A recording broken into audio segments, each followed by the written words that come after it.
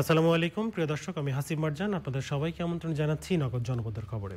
এখনকার সংবাদ আয়োজন একই সঙ্গে চ্যানেলের ইউটিউব চ্যানেলে এবং চ্যানেলের ওটিটি প্ল্যাটফর্ম আইস্ক্রিনে লাইভ স্ট্রিম হচ্ছে। সারা দেশে তাপপ্রবাহের কারণে দেশের সকল প্রাথমিক ও মাধ্যমিক বিদ্যালয় এবং মাদ্রাসা 21 এপ্রিল থেকে 27 এপ্রিল পর্যন্ত 7 দিন বন্ধ ঘোষণা করা হয়েছে। বর্তমানে দেশে চলমান তীব্র মাত্রার তাপপ্রবাহ পরিস্থিতিতে উত্তপ্ত অঞ্চল হিসেবে খুলনা বিভাগের সবগুলো জেলা এবং রাজশাহী পাবনা অঞ্চলকে চিহ্নিত করেছে আবহাওয়া অধিদপ্তর। প্রতিনিধিদের পাঠানো তথ্য ভিডিও রিপোর্ট করছেন সাদিয়া আহমদ। তীব্র তাপপ্রবাহে পুড়ছে সারা দেশ। কয়েকদিন ধরেই 40 ডিগ্রির আশপাশে রয়েছে দেশের দক্ষিণ পশ্চিমাঞ্চলের সীমান্তবর্তী জেলা চুয়াডাঙ্গার তাপমাত্রা। প্রখর রোদে পথঘাট সবকিছুই উত্তপ্ত। এমন পরিস্থিতিতে সবচাইতে ভোগান্তিতে পড়েছেন খেটে খাওয়া মানুষ। তীব্র তাপদাহে জনসাধারণকে সচেতন করতে শহরে গুরুত্বপূর্ণ এলাকায় মাইকিং করছে চুয়াডাঙ্গা জেলা প্রশাসন। খুব প্রয়োজন ছাড়া বাড়ির বাইরে বের হতে নিষেধ করা হচ্ছে। শিশু ও বয়স্কদের ক্ষেত্রে বাড়তি সতর্কতা অবলম্বন করতে অনুরোধ করা হয়েছে। যশোরে লাগাতার গরমে বাড়ছে ডায়রিয়া রোগীর সংখ্যা।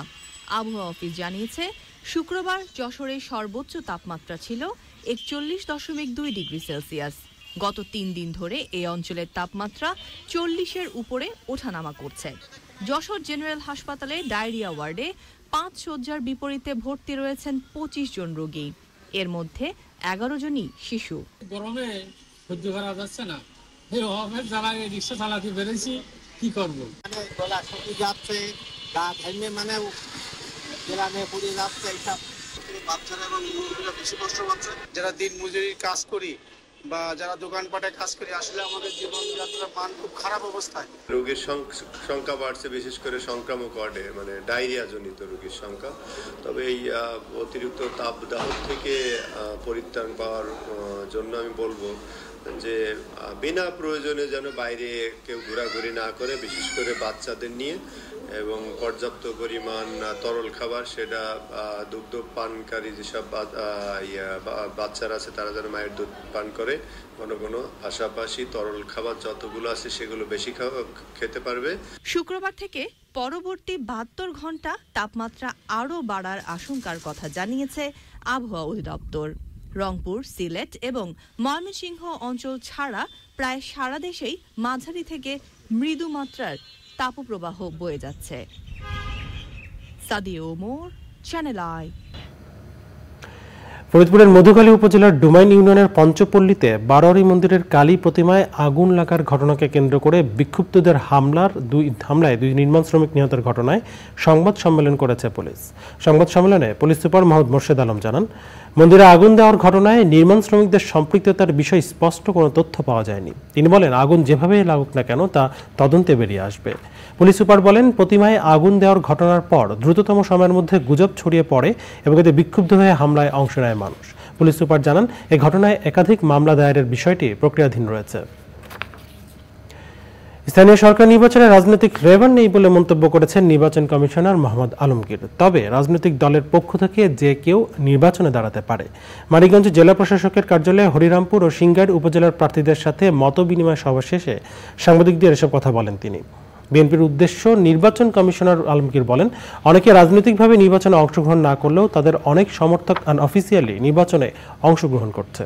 সভায় উপস্থিত ছিলেন জেলা প্রশাসক রেহানা আক্তার, অতিরিক্ত পুলিশ সুপার সুজন সরকার, জেলা নির্বাচন কর্মকর্তা আমিনুর রহমান মিয়া ও অন্যরা। স্বাধীনভাবে দাঁড়াতে পারবেন, যে কেউ ইচ্ছা করলে তার রাজনৈতিক পরিচয়ের কোনো প্রয়োজন নাই। একসাথে যদি রাজনৈতিক কোনো দল তার প্রার্থী দিতে পারে তাহলে দিতে পারে। এবং আপনারা দেখেছেন যে প্রত্যেকটা জায়গায় কিন্তু অনেক প্রার্থী এই নির্বাচনে অংশগ্রহণ করছেন। তো অতএব এটা কোনো রাজনৈতিক নির্বাচন নয়, স্থানীয় সরকারের নির্বাচন। স্থানীয় সরকার নির্বাচনে অনেকে হয়তো রাজনৈতিকভাবে তারা নির্বাচনে অংশগ্রহণ না করলেও অনেক তাদের সমর্থক এবং প্রার্থীরা কিন্তু নির্বাচনে অংশগ্রহণ করছে, অফিসিয়ালি না করলে আনঅফিসিয়ালি করছে। এবারে প্রতিনিধিদের পাঠানো তথ্য ভিডিওচিত্রে সুইতা মাহমুদের রিপোর্ট। চাঁদপুরে আনন্দধ্বনি সঙ্গীত শিক্ষায়নের আয়োজনে বর্ষবরণ অনুষ্ঠিত হয়েছে। প্রধান অতিথি ছিলেন সমাজ কল্যাণমন্ত্রী ডাক্তার দীপুমণি। গাজীপুরের শ্রীপুরে বীর মুক্তিযোদ্ধা কফিলউদ্দিন স্কুল অ্যান্ড কলেজের ৪র্থ তলা একাডেমিক ভবনের কাজ শুরু হয়েছে। উদ্বোধন করেন প্রাথমিক ও গণশিক্ষা প্রতিমন্ত্রী অধ্যাপিকা রুমানা আলী টুসি। জামালপুরে দুর্যোগকালীন সময়ে লিঙ্গভিত্তিক মানবাধিকার সংরক্ষণ বিষয়ে সেমিনার হয়েছে। লক্ষ্মীপুরে জেলা আইনশৃঙ্খলা কমিটির সভা হয়েছে। জেলা প্রশাসক সুরাইয়া জাহানের সভাপতিত্বে অনুষ্ঠিত সভায় ৪ জন সংসদ সদস্য উপস্থিত ছিলেন। মেহেরপুরে অসুস্থ ব্যক্তিদের প্রধানমন্ত্রীর ত্রাণ তহবিল থেকে আর্থিক সহায়তার চেক বিতরণ করা হয়েছে। উপজেলা পরিষদ নির্বাচন উপলক্ষে গাইবান্ধার গোবিন্দগঞ্জে উপজেলা প্রশাসনের আয়োজনে অনলাইনে মনোনয়নপত্র দাখিল বিষয়ে সম্ভাব্য প্রার্থী ও গণমাধ্যম কর্মীদের সাথে মতবিনিময় সভা হয়েছে। জামালপুরের সরিষাবাড়িতে স্কুল ছাত্র উজ্জ্বল হত্যার মূল পরিকল্পনাকারী ইউপি সদস্য আব্দুল মালিক সহ আসামিদের গ্রেপ্তার এবং বিচারের দাবিতে মানববন্ধন ও বিক্ষোভ মিছিল করেছে এলাকাবাসী।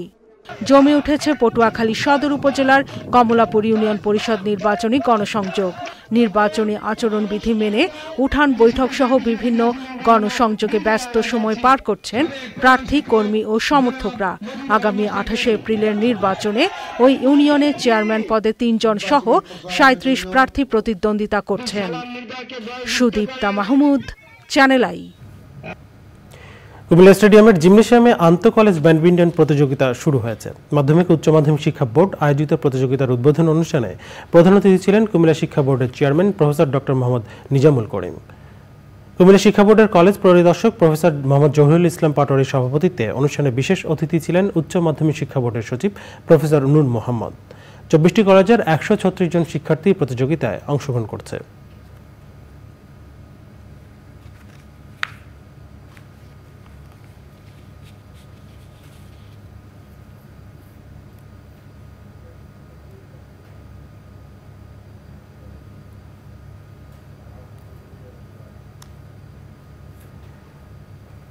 নগর জনপদের খবরে আজকের আয়োজনে পর্যন্তই। পরবর্তী কৃষি সংবাদ দেখার আমন্ত্রণ জানিয়ে এখানে শেষ করছি। ধন্যবাদ সবাইকে।